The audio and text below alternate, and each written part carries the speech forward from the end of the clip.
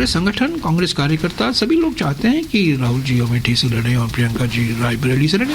उसी अमेठी लोकसभा क्षेत्र में पधार कर वो कौन सा नया तमाशा करने चाहते हैं? नॉमिनेशन के एक दिन पहले भी असमंजस होना कहीं न कहीं उनके जो लेफ्टिस्ट सलाहकार है उनकी देन हो सकती है। समाजवादी पार्टी को कांग्रेस के साथ गठबंधन करने की सजा दी जानी चाहिए। जनता ने भी मन बना लिया है कि जो संविधान बदलने की बात करेंगे उन्हें वो सरकार से बदल देंगे।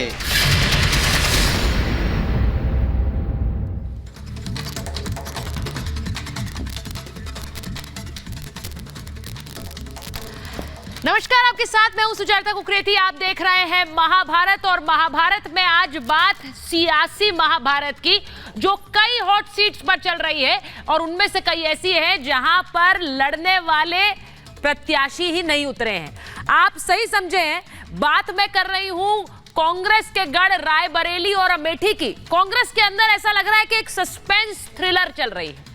अंत में कौन बचेगा, कौन नहीं बचेगा, फिल्म में कौन हीरो होगा, ये किसी को बताने की जरूरत नहीं है कांग्रेस पार्टी को। जनता पूछ रही है अमेठी का हीरो कौन है, रायबरेली में किसकी पिक्चर चलेगी, लेकिन कांग्रेस कुछ नहीं बता रही है, सिर्फ इंतजार करा रही है। आज इंतजार का आखिरी दिन होगा क्योंकि कल नामांकन का दिन है, इसीलिए आज महाभारत में पूछ रही हूं। सिर्फ अमेठी और रायबरेली नहीं है, आज 4 ऐसी हॉट सीट्स हैं जिनमें कौन चित होगा और कौन हिट होगा उसकी बात होगी। सबसे पहले अमेठी है। राहुल गांधी आ रहे हैं, नहीं आ रहे हैं, यूपी में रहेंगे या जाएंगे, ये तय नहीं है अभी तक। रायबरेली से प्रियंका लड़ेंगी कि नहीं, ये भी अभी तक तय नहीं है। मैनपुरी में डिंपल यादव चुनाव लड़ रही है, लेकिन उस हॉट सीट पर क्या योगी आदित्यनाथ ट्रंप कार्ड होंगे, आज के रोड शो से कम ये नजर आ रहा है, उस पर भी बात होगी। एक और हॉट सीट और एक और बड़ी सीट कैसरगंज है, जहां पर अभी तक बीजेपी चुप रही। कैसरगंज जो कि बृजभूषण शरण सिंह की सीट है, लेकिन आज आखिरकार कुछ मिनटों पहले नाम का ऐलान हो गया है। बृजभूषण शरण सिंह का तो पत्ता काट दिया, लेकिन उनके बेटे को टिकट दिया गया है। अब इन 4 हॉट सीट्स पर कौन रहेगा, कौन जाएगा, समीकरण क्या है, कांग्रेस क्या बता रही है, सारी बातें आपको बताऊंगी। लेकिन सबसे पहले आपको बताती हूं कि रणनीति क्या बदली है। कांग्रेस के लिए इस वक्त इधर कुआं उधर खाई वाली स्थिति बनी हुई है, और इसीलिए अब नामांकन का कल दिन है, आखिरी दिन है, और ऐसे में राहुल को बचाने के लिए कांग्रेस की एक नई रणनीति के सामने आ रही है, जिसका जिक्र किया जा रहा है। वो क्या है? राहुल को बचाने के लिए कांग्रेस ने एक नया दांव चला है। कहा यह जा रहा है कि सोनिया की जो सीट है, सोनिया गांधी की सीट है रायबरेली, वहां से राहुल गांधी उतारे जा सकते हैं। जी हां, यह भी एक रणनीति बन रही है। अमेठी से दूसरी तरफ स्मृति ईरानी के खिलाफ प्रियंका वाड्रा को चुनाव लड़ा सकते हैं। वो क्यों हो रहा है? क्योंकि राहुल नहीं बल्कि प्रियंका, यानी एक महिला प्रत्याशी अगर स्मृति ईरानी के सामने उतरती है तो जीत की ज्यादा संभावना है।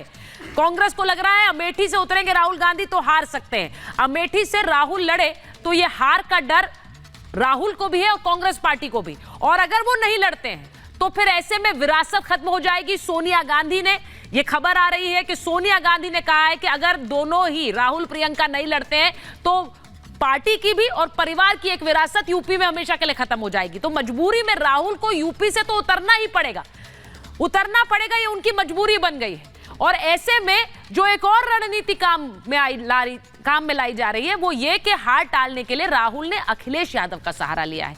खबर ये आ रही है कि अखिलेश यादव से राहुल गांधी ने बात की है, फोन पर बात की है, और समाजवादी पार्टी का काडर क्या राहुल को सीट जीतने में मदद कर सकता है, इस पर भी मंथन किया है।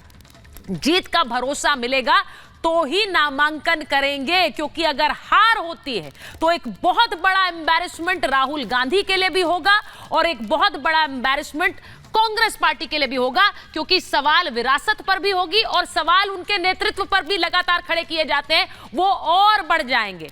लेकिन बात सिर्फ अमेठी और रायबरेली की नहीं है, एक और हाई प्रोफाइल सीट है मैनपुरी, जहां आज योगी आदित्यनाथ उतरे, और वहां डिंपल यादव की सीट, जहां से डिंपल यादव चुनाव लड़ रही है, वहां जब योगी का रोड शो हुआ तो बुलडोजर से स्वागत किया गया, क्योंकि बुलडोजर बाबा को बुलडोजर से सलामी दी गई। ये तस्वीर जरा देख लीजिए, और ये बुलडोजर से सलामी देने के बाद जो रोड शो हुआ है उसकी भी तस्वीर आपको दिखाती हूँ।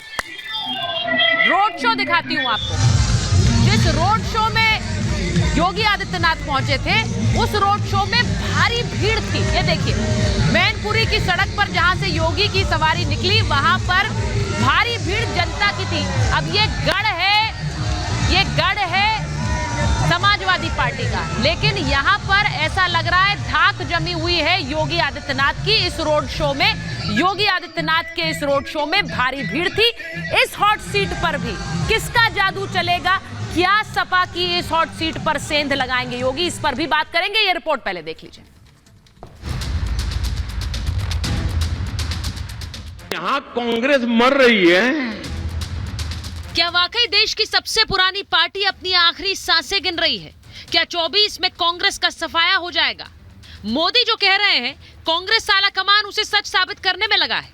तभी तो राहुल प्रियंका अब तक देश के सबसे बड़े सूबे यूपी से भाग रहे हैं। सूत्रों का कहना है कि वो अमेठी रायबरेली से चुनाव ही नहीं लड़ना चाहते।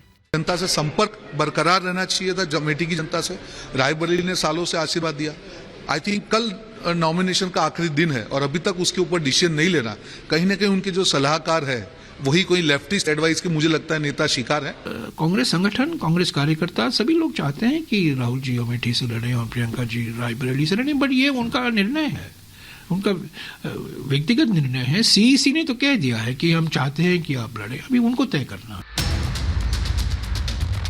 कांग्रेस में आखिर इतना कंफ्यूजन क्यों है? कहा जा रहा है कि इसी कंफ्यूजन को क्लियर करने सोनिया की एंट्री हुई। सोनिया गांधी ने राहुल प्रियंका से कहा, विरासत बचाने के लिए चुनाव लड़ो, क्योंकि अमेठी रायबरेली हाथ से निकला तो समझो कांग्रेस के हाथ से यूपी भी निकला। यूपी छूटा तो समझो सत्ता वापसी असंभव है। ये बात सोनिया बखूबी जानती हैं, तभी तो राहुल को मैदान में धकेल रही हैं। मगर राहुल को डर है हार के डबल झटके से, क्योंकि 2019 में जीत के बाद लगातार सक्रिय स्मृति फिर ताल ठोक रही है। अमेठी में नामांकन तो भर देंगे, लेकिन अगर मन उनका वायनाड में है तो वो आज अमेठी की जनता के सामने स्पष्ट करें कि वायनाड में नामांकन भरते वक्त उन्होंने क्यों कहा कि अब वायनाड ही उनका परिवार है।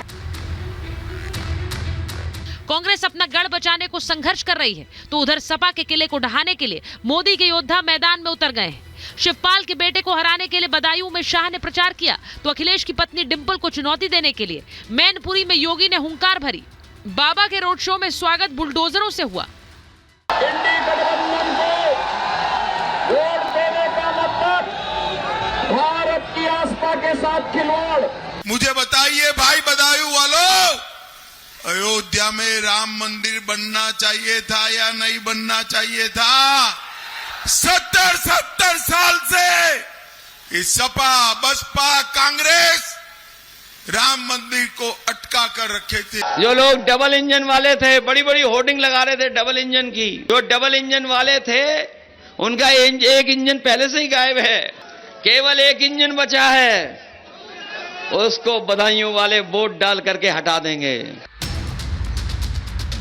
बीजेपी के लिए कैसरगंज सीट भी बड़ी चुनौती बनी हुई थी, लेकिन आखिरकार बीजेपी ने यहां बृजभूषण शरण सिंह का टिकट काटकर उनके बेटे और यूपी कुश्ती संघ के अध्यक्ष करण सिंह को टिकट दे दिया है।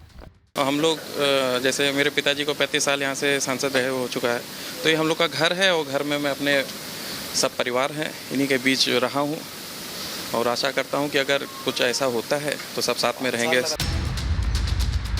बृजभूषण शरण सिंह